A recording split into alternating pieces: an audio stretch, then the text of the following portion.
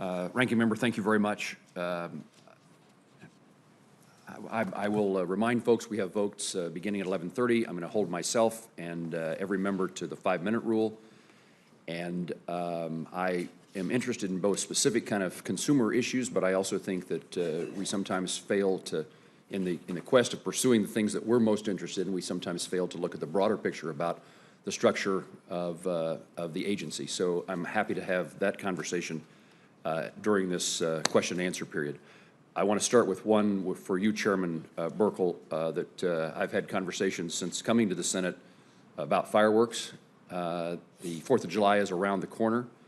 I've been interested in the rulemaking efforts, the standard determination, the so-called ear test that has been controversial and inconsistent in its application.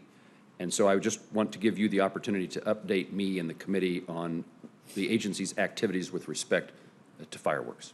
Thank you, Senator Moran. Yes, the fireworks NPR is still up before the commission, and unfortunately we do not have consensus among the 5 commissioners as to how to proceed. And so the choices would be to bring it up and perhaps have it be defeated.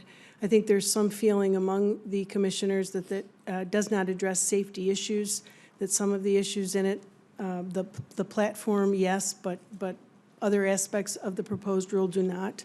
And I think the issue for industry is the uncertainty as to how we are going to proceed. So the question, and I've talked about this with many members of the Senate, and the concern with regards to the uncertainty about a way forward. We can bring it up. We could possibly, it would be defeated, but then there would be certainty that nothing new will be happening until we perhaps propose another NPR, another rule that would allow us to maybe more robustly address the safety hazards. So is that decision pending as to whether to bring it up?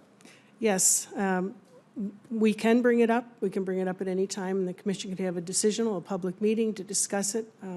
But the concern I've heard from some of my colleagues is that it really doesn't affect safety, and so I promulgate the rule. It has interested me. Just since yesterday, I've had 2 senators reach out to me about this topic. The interest in this has grown.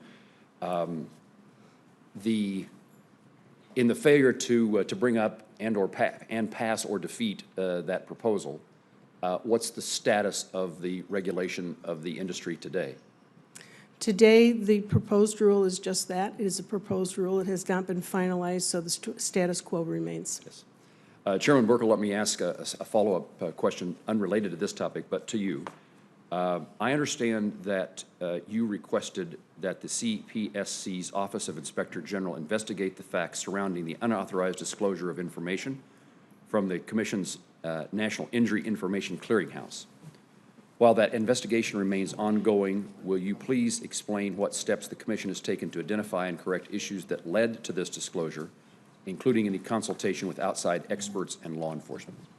Thank you, Senator Moran, for this opportunity to talk about an issue that really the agency has taken very, very seriously.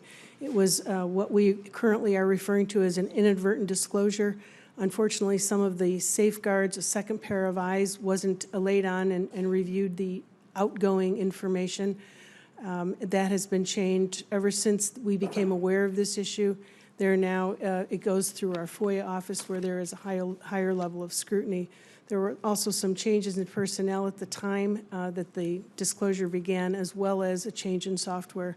I think all of those contributing factors resulted in this very unfortunate situation. The agency has made it a priority to get to the bottom of it, and yes, the IG is in doing a very thorough investigation.